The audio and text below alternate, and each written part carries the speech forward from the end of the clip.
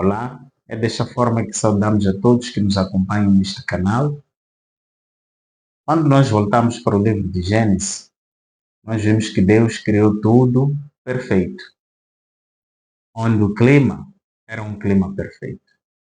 Mas com a entrada do pecado, tudo mudou.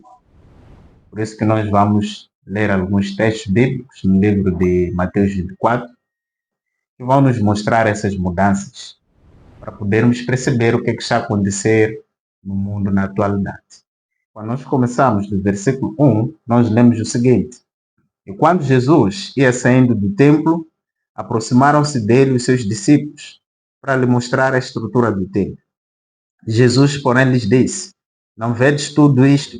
Em verdade vos digo que não ficará aqui pedra sobre pedra, que não seja derribada. Estando assentado no Monte das Oliveiras, chegaram-se a ele os seus discípulos em particular, dizendo: Diz-nos quando serão estas coisas, que sinal haverá da tua vinda e do fim do mundo. A maior preocupação dos discípulos era saber sobre o sinal da volta de Jesus Cristo e do fim do mundo.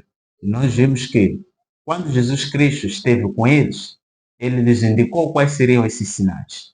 E quando nós continuamos no versículo 4, Jesus respondendo disse: Acautelai-vos, que ninguém vos engane.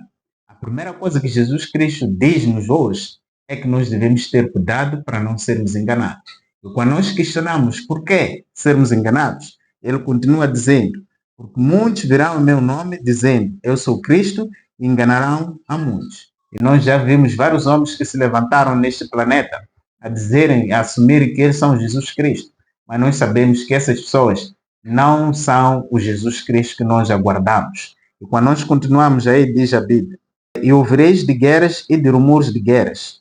Olhai, não vos assusteis, porque é mister que isto tudo acontece, mas ainda não é fim. Porquanto se levantará nação contra nação, reino contra reino, e haverá fomes, pestes e terremotos em vários lugares. Então, queridos irmãos, nós vimos aqui Jesus Cristo a descrever como é que o mundo seria. E nessa descrição nós vimos rumores de guerras, o que nós presenciamos nos dias atuais. Ele fala também de guerras, onde nação se levanta contra nação. Nós vimos a Rússia levantar-se contra a Ucrânia, e hoje em dia estamos aí a ver Israel a levantar-se contra o Hamas. E nós vimos que essa guerra está-se a escalar para outros países. Então, mostra o cumprimento profético daquilo que a Bíblia descreveu aqui em Mateus 24 como os sinais do fim dos tempos. E nós vimos hoje em dia os homens a criarem movimentos em prol de cuidar da casa comum. Estamos a falar da terra. Esses movimentos são encabeçados pelo Papa Francisco, através da sua encíclica Laudato Si, onde ele descreve possíveis soluções para que os homens colocassem em prática do modo a cuidarem bem da terra para que não houvesse mudanças climáticas. Porque, na perspectiva dele, quanto mais houver mudanças climáticas, nós estamos a destruir o planeta Terra e, consecutivamente, estamos a colocar em risco a sobrevivência da espécie humana.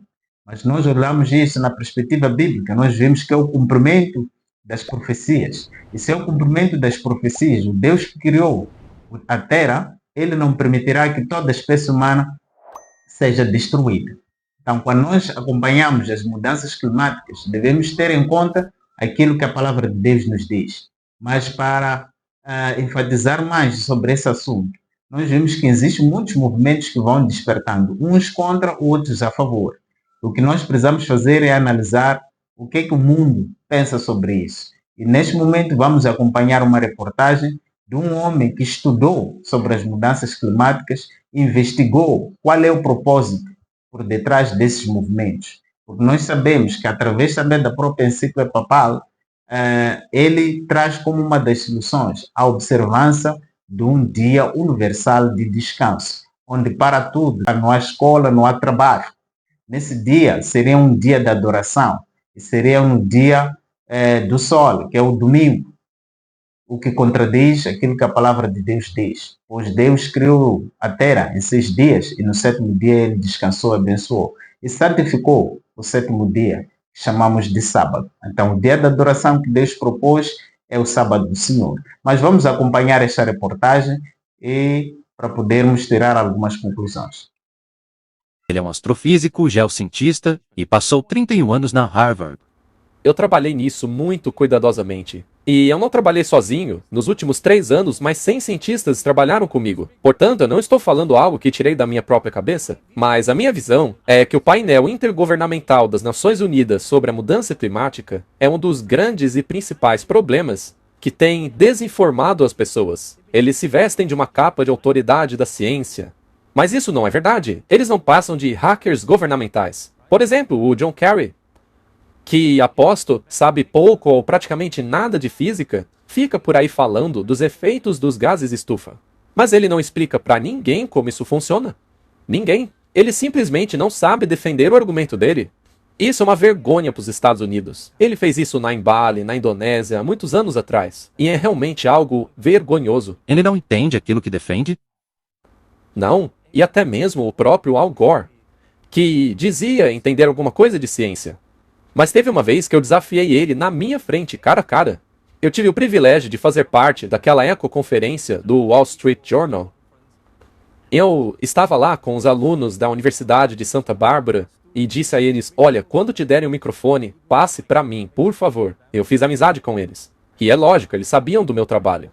Então, eles me deram o microfone e comecei a fazer as minhas perguntas. E uma das coisas mais básicas que eles se recusaram a admitir, algo que até mesmo estudantes de escola primária sabem, é que o CO2 é o gás da vida. Quanto mais dióxido de carbono, mais vida as plantas, a ecologia, até mesmo os oceanos poderão desenvolver.